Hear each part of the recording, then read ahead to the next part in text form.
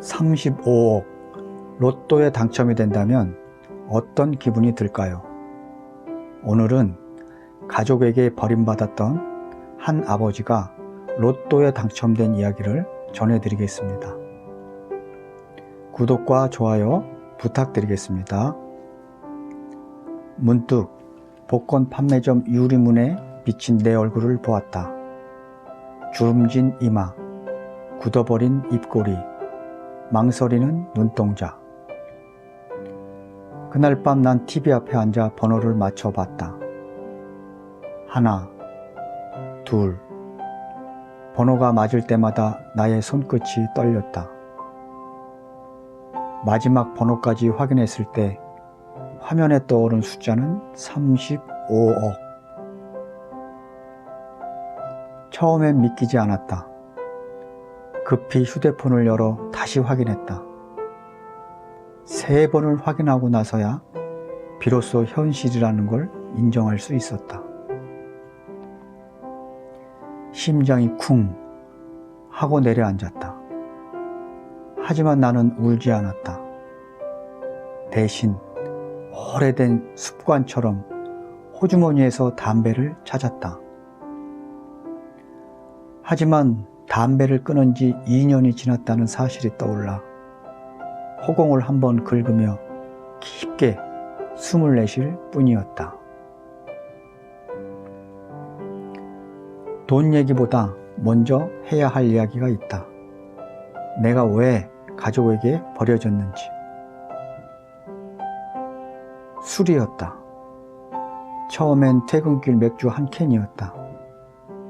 작은 가게를 말아먹고 빚이 불어나던 그해 겨울. 나는 2캔을 마시고 3캔을 마시고 결국 병째로 마셨다. 말투도 거칠어졌다. 말없는 침묵은 늘었고 핑계는 더욱더 늘어만 갔다.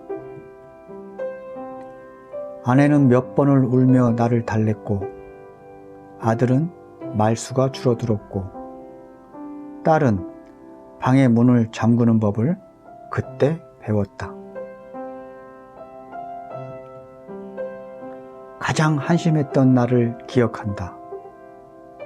아들의 졸업식에 나는 가지 못했다. 술에 취해 잠이 들어버렸고 눈을 떠보니 밤이 되었다. 식탁 위에는 아빠, 다음에 오세요 라는 4글자만 덩그러니 놓여 있었다. 그날 이후로 우리 집의 말투는 달라졌다. 다음에라는 말은 결국 없음이라는 뜻이라는 걸 그때 알았어야 했다. 시간이 흐르며 빚은 갚았지만 신뢰는 갚을 방법을 찾지 못했다. 아내는 말없이 이혼 서류를 꺼냈다. 합의와 체념이 섞인 글씨였다. 나는 하는 수 없이 고개를 끄덕였고 그때 마지막 대화가 되었다. 아들과 딸은 내 전화에 답하지 않았다. 그리고 그렇게 3년이 흘렀다. 나는 공사장에서 하루하루를 보냈고 저녁이 되면 구내식당에 10,000원짜리 정식이 유일한 따뜻함이 되었다. 당첨되던 날 나는 그 식당에서 국물부터 떠먹었다. 뜨거운 국물이 목을 지나가는데 갑자기 울컥해졌다. 35억이라는 숫자가 눈앞에 떠올라서가 아니라 숫자와 상관없는 장면이 떠올랐다. 아이가 어렸을 때 내가 손가락으로 밥을 시켜 먹여주던 그 장면. 그때 나는 가난했지만 적어도 나쁜 아빠는 아니었던 것 같았다. 돈은 신기한 물건이었다. 아무것도 묻지 않으면서 모든 걸 말하게 만든다. 나는 그날 밤 내내 잠들지 못했다. 은행 계좌와 신분증, 세무사, 변호사, 머릿속으로 목록을 만들다 말고 끝내 휴대폰을 켰다.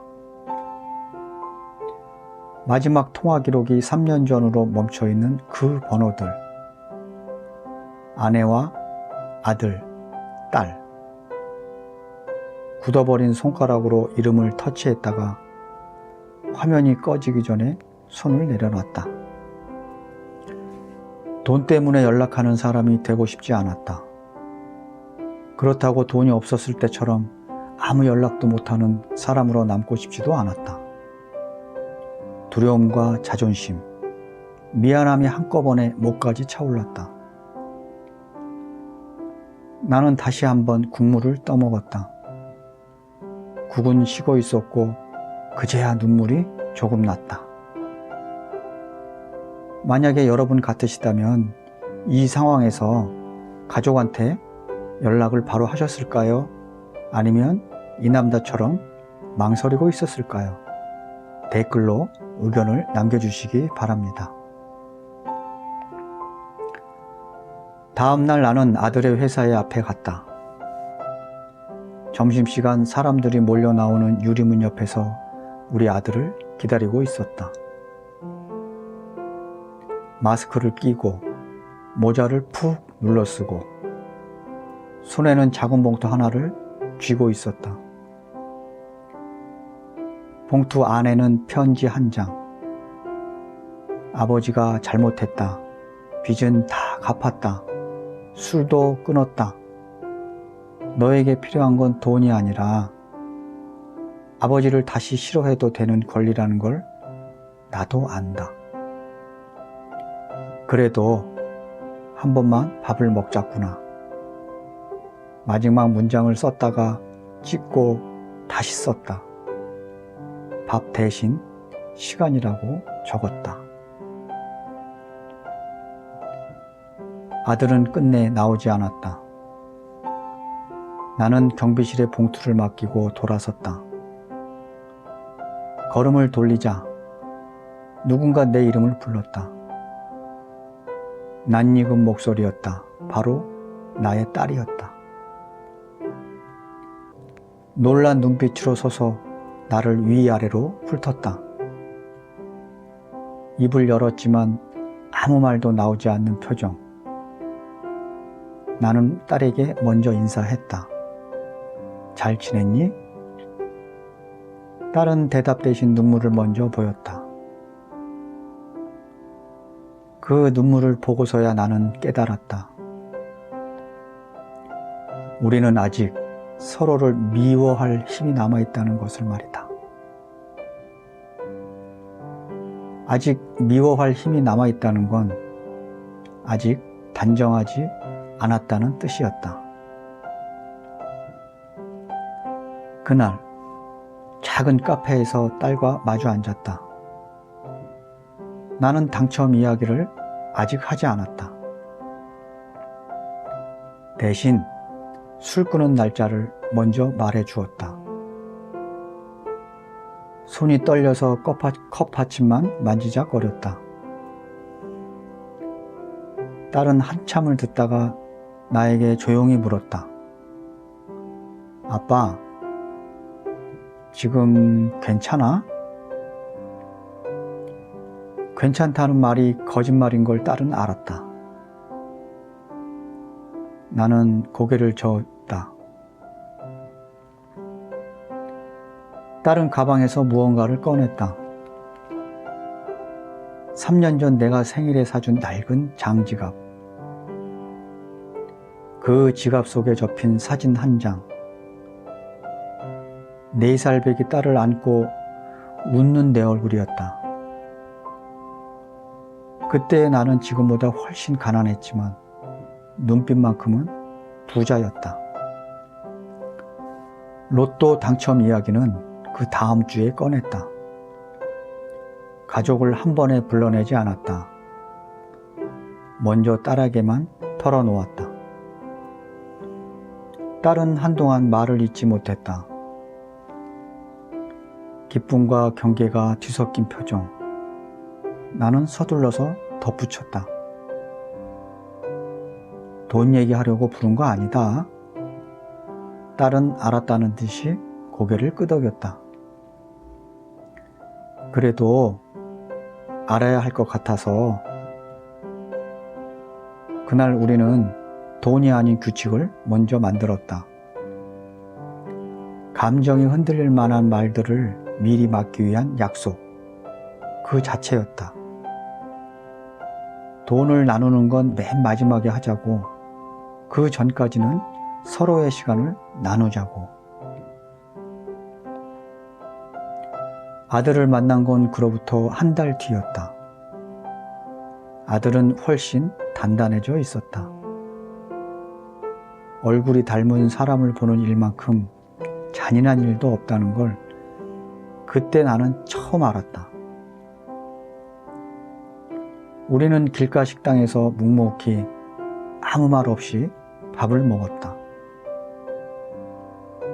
국수 한 그릇을 다 비울 때까지 말 한마디 없었다. 아들은 젓가락을 내려놓고 나에게 물었다. 아버지, 진짜로 끊으셨어요? 그래. 그럼 이렇게 늦게라도 와주셔서 고맙습니다. 그 말이 내게는 용서보다 더 무거운 선물이었다. 나는 그제서야 당첨 이야기를 꺼냈다. 아들은 놀라지 않았다. 대신 의자 등받이에 몸을 기대고 한숨을 길게 내쉬었다. 돈 때문에 아버지를 다시 만나는 사람처럼 보이고 싶지 않았어요. 나도 한숨을 내쉬었다. 나도 돈 때문에 아버지 역할을 다시 하려는 사람처럼 보이고 싶지 않다. 아내와의 만남은 가장 늦었다. 서로의 시간은 너무 멀리 와 있었다. 그럼에도 불구하고 우리는 마주 앉았다. 아내는 달라져 있었다. 예전의 눈물 대신 조용한 단호함이 자리를 잡고 있었다. 로또 당첨됐다면서요? 축하해요. 나는 그 한마디가 가장 슬픈 축하일 수 있다는 걸 알았다. 우리는 오랜만에 오래 이야기했다. 내가 무너뜨린 날들에 대해, 아내가 버텨낸 밤들에 대해, 돈 얘기는 마지막에 했다. 나는 준비해온 종이를 펼쳤다. 세무사와 상의해 만든 계획표였다. 생활비, 노후자금, 상속, 그리고 기부. 아내는 고개를 끄덕이면서도 나에게 물었다. 왜 기부를 먼저 써놨어요? 나는 대답했다. 돈이 나를 씻어줄 수는 없지만 누군가의 하루를 덜어줄 수는 있으니까. 아내는 고개를 끄덕였다. 그 고개의 끄덕임이 우리가 다시 같이 걷겠다는 약속은 아니었다. 다만 각자의 자리에서 서로를 혐오하지 않겠다는 그런 묵묵한 합의였다.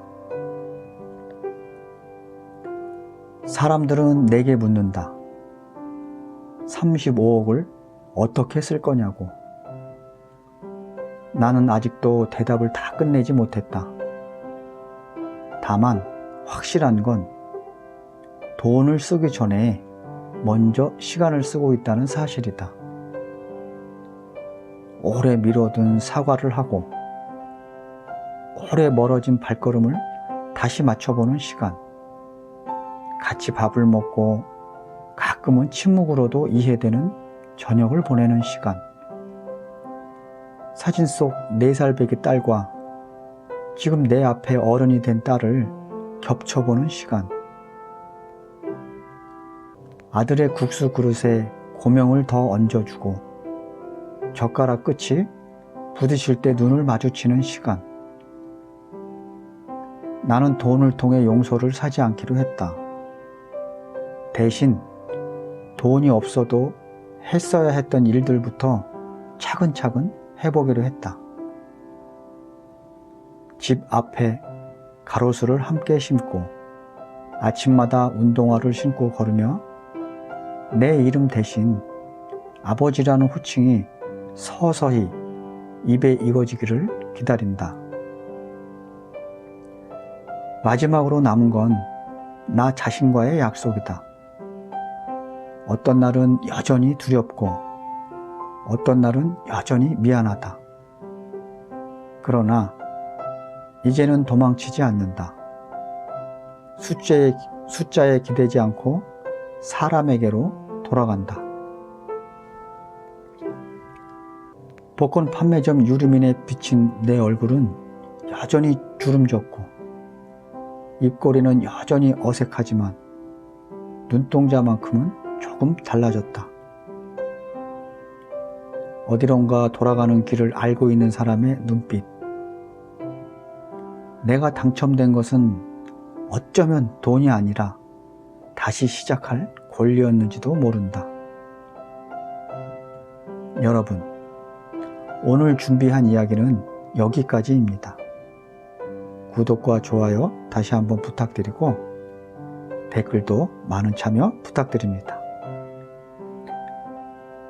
여러분은 35억 로또에 당첨이 되신다면 집에 말씀을 하실 건가요? 만약에 말씀을 하시지 않는다면 어디에 쓰실 건가요? 영상 끝까지 함께 해주셔서 감사합니다.